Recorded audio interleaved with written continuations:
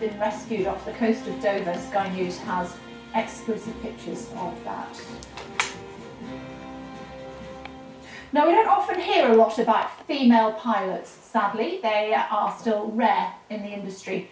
One pioneering woman's story, though, is the subject of a new musical. The show looks at the career of Beverley Bass, American Airlines' first female pilot captain, who was forced to land her plane in the tiny Canadian town of Gander on the day of the September 11th attacks. Let's take a quick look at the show.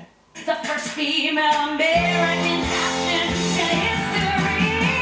Suddenly I'm in the cockpit. Suddenly I've got my own. Suddenly those pilots are testing me. Well, they can get their own drinks. Come on!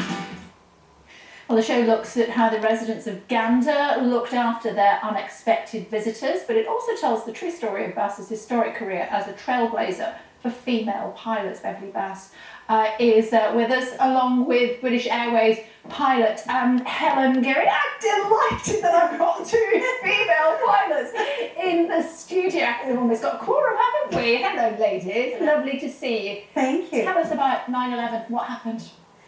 Oh gosh, it was a beautiful day. I was The weather scheduled. was gorgeous, wasn't it? It was gorgeous. We were flying from Paris to Dallas, and we were right over the middle of the North Atlantic when we got word on our air-to-air frequencies that one of the World Trade Centers had been hit by an airplane. And of course, like so many people, we just thought it was a small airplane. And not that that is terrible, but it never entered our minds that it was an airliner. And then about 20 minutes later, we heard that the second tower had been hit, and with that came the word terrorism. So that was really the moment that our lives changed quite a bit. And then what happened? Well, we proceeded westbound, and the next thing that came across the radios was that New York's airspace was going to be closed, which really didn't affect us, for our routing over northern Canada down through Chicago and into Dallas. But then when they said all of the U.S. airspace was going to be closed, that meant we were going to divert. So I started programming the computers for Toronto, Montreal, Edmonton, Calgary, just one of the major cities. And I had enough fuel to go anywhere. So the next thing we heard from the air-to-air frequency from the other pilots was that once we reached 50 degrees west longitude, which is where we actually come in contact with Gander control, that we would get orders as to where we would land. And as you know, we don't get orders as airline pilots. It's always something that we coordinate with our dispatchers when we're going to divert an airplane. So we were ordered to land immediately in Gander. Listening to these sort of stories, I'm guessing you weren't even a pilot at that time. No, I was doing some training at that time. I remember it very well, though. I was planning to do a navigational sortie when we heard the news. Changed everything, didn't it?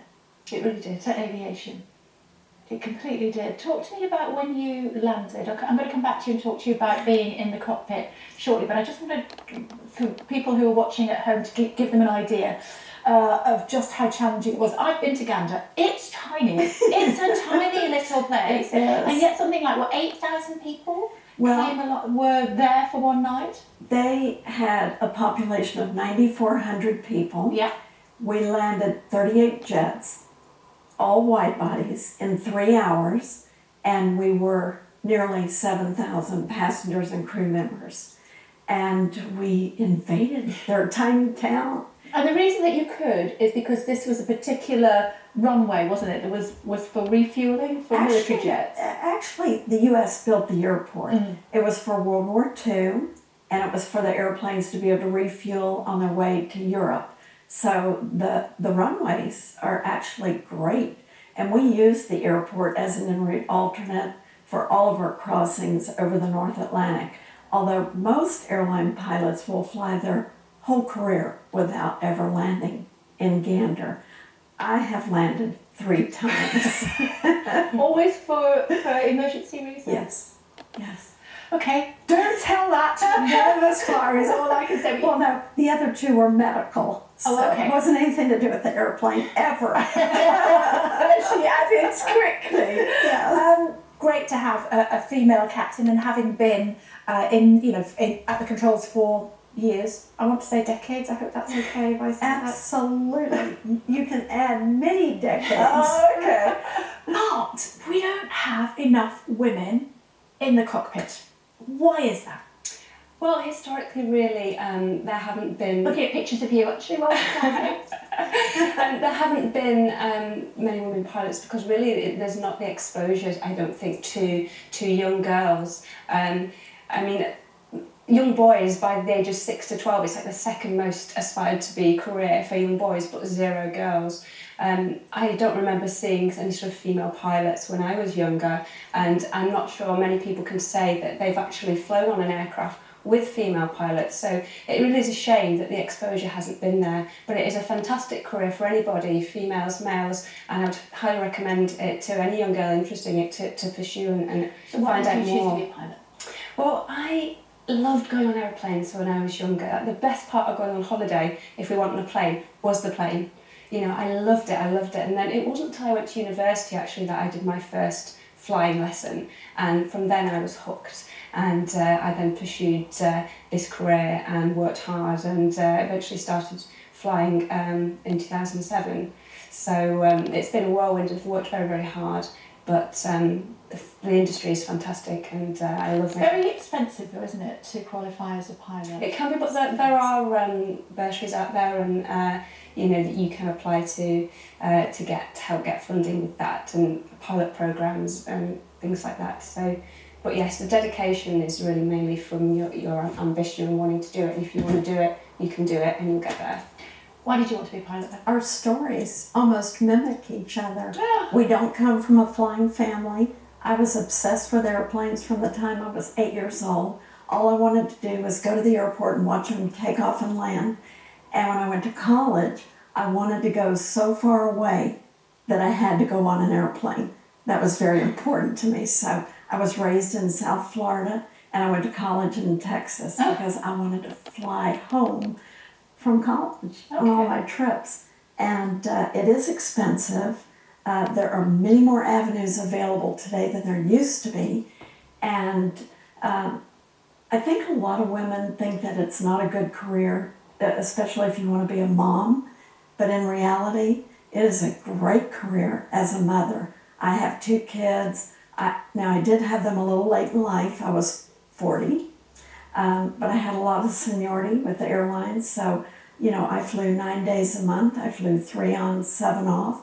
I was home more with my kids than any working mother. But sadly, our percentage in the United States, and I'm not sure about for over here, we are still only at 5%. Yeah. Well, I think the industry average is, right in saying, 3%, although Around your 3%. employer is a little bit higher than British that. Airways has double the national average, which we're very, very proud of. And actually we welcomed 22 new female pilots last year, and we're hoping for more this year. And we have a big event coming up actually to celebrate Women's Day, International Women's Day, where we are inviting 100 young girls between 13 and 18 to our Global Learning Academy, where they'll get to experience a day in the life as a pilot, because we're celebrating our 100 years. So 100 girls are coming in, and they're going to get to see our flight simulators, they're going to get to do walk arounds on the aircraft, use the slides, there's going to be talks from pilots. So we really want to inspire that future generation in that age group to show them what they can do. And It's not that women haven't been, at the forefront of flying aeroplanes for a long time. Amy Johnson, of course, 90 years ago, almost 90 years ago, she flew from London down to Darwin, I think, Australia, in yes. Australia. And she was, again, she wasn't part of a flying background. Her father, I think, was a fishmonger or something. But that's 90 years ago.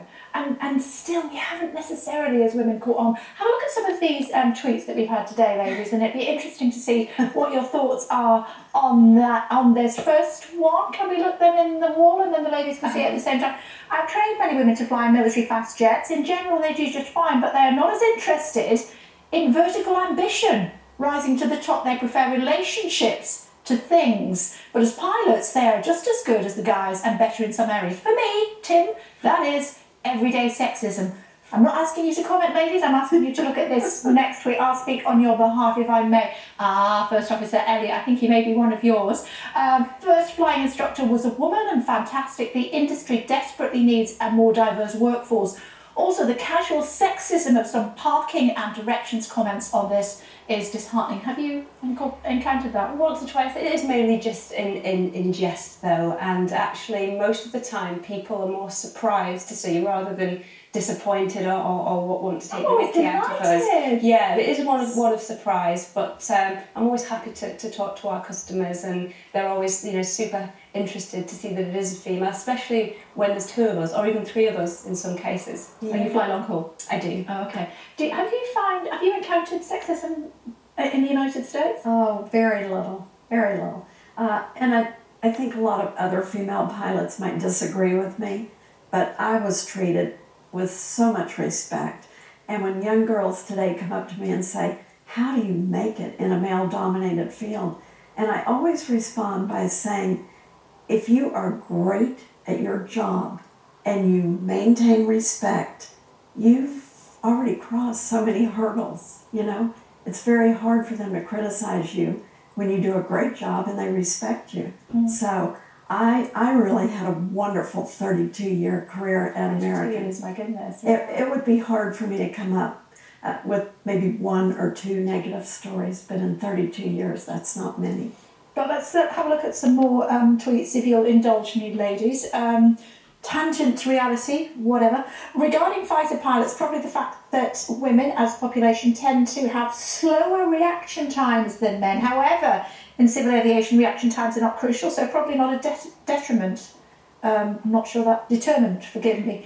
More likely to be social factors. So apparently your reaction times are not as good, Helen. Apparently not. I don't think we ever knew that. I beg to disagree. And as we saw, when you had to land your plane very quickly in Gander, you've pretty quick reaction times there. Actually, I have heard the complete opposite, that women process differently when there is an emergency, and we also have the innate ability as moms to multitask. We can cook dinner and feed a baby and polish our nails all at the same time. Men can't do that. So they often credit us by saying, we process so well in the cockpit when the situation becomes abnormal. It's one thing to fly a normal trip across the Atlantic or across the Pacific, and things are generally pretty mundane. But, on 9/11, of course, things changed very rapidly for us. Well, let's continue on with our recruitment drive and get rid of some of these taboos. John Boniface, probably because of the incredibly high cost of training for a commercial license, but you were telling us that that's not necessarily the case. There are certainly, I think, for women, I know there are some bursaries that are offered by the British Women Pilots Association, for example, but there's certainly lots of things you can research to help there, perhaps some others out there that I'm not aware of. But yes, it can be expensive. What are we talking expense-wise?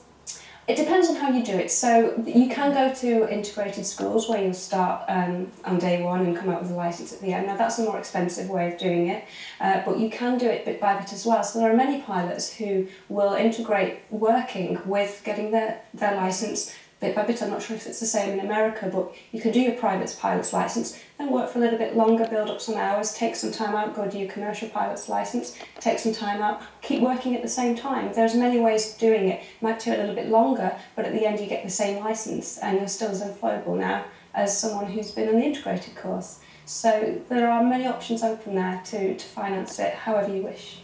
Is that what you recognise in your... She's exactly right. In the States, we say it costs about $50,000 to get your license to be able to be an instructor. And that's what happens a lot of times is you become associated with a flight school and you get all of your ratings, and one of your last ones is your instructor license, and then they will often hire you to teach for them. And you don't make a lot of money as an instructor, but the great thing is that you are building flight hours. And, that's what the airlines want, is hours in your logbook. And you're not having to pay. Somebody is paying you to fly the airplane. Okay, so that's a good And, of course, now, today, which wasn't available in my era, is women can be in the military. They can be in the guard unit, they can be in the reserves, they can make a full-time job out of it. And the airlines love to hire military pilots. So there are many options that, in the early 70s weren't there for us. Okay, one more. Let's have a quick look. Who is this? This is Gary Hopkins. How many women actually apply and train to be a pilot? Do they compete in any tests? Why do we never have any news headlines when men or white men are underrepresented like receptionist roles? Oh, Gary, please. Let's take the beginning of that tweet. Should we have many women actually apply and train to be a pilot? I suppose he's got a point there, Helen. I don't know how many women apply, how many men apply, how many people apply. It's a collective career. So I imagine that there are lots of people who aspire to it, whether they're male or female. So the actual number, I don't know, but our job, certainly in British Airways, is to try and get that number higher from the females. Okay. Talk to me a bit more about your play, or your musical, if you will. Tell me how it came about. Oh my gosh, it is the best story. On the 10th anniversary of 9/11, I got a phone call from an Austrian film crew asking me if I was going back to Gander for the anniversary. I didn't know anything was going on in Gander, but I said, well, let me talk to my husband. So we decided to go back, and I thought we were just going back for me to show him the Comfort Inn where I stayed for 5 days. I thought that's all we were going to do. Little did I know that there was one beautiful event after the next planned to, you can't celebrate 9/11, but they honor 9/11 in a very different way than we do in the United States. And, for them, it was all about the good things that occurred for us during that time while our country was suffering through such a horrific tragedy. So I did a lot of interviews for the news people that were looking for 5-second sound bites. And somebody said that there were 2 playwrights in town, and they had actually been given a grant by Sharon College in Toronto. It was Michael Rubinoff who thought of the idea. Because you don't think you'll make a musical out of 9/11, really? No, do you? Let's be honest. Not at all. And he knew about what had occurred in Gander, and he had approached several playwrights about not only writing a story, but doing a musical. And most of them said, not touching that with a 10-foot pole. But these 2 young playwrights had one other play, a successful one, under their belt, and they agreed to accept the grant to go to Gander for 1 month to see if there was a story to be told, and they interviewed as many people as they could. The only reason I was interviewed is I was the only returning pilot on the 10th anniversary, because the pilots from Europe, they had no reason to go back to Gander. And I guess it helped their story that I was a female pilot, and it probably add a little bit of icing to the cake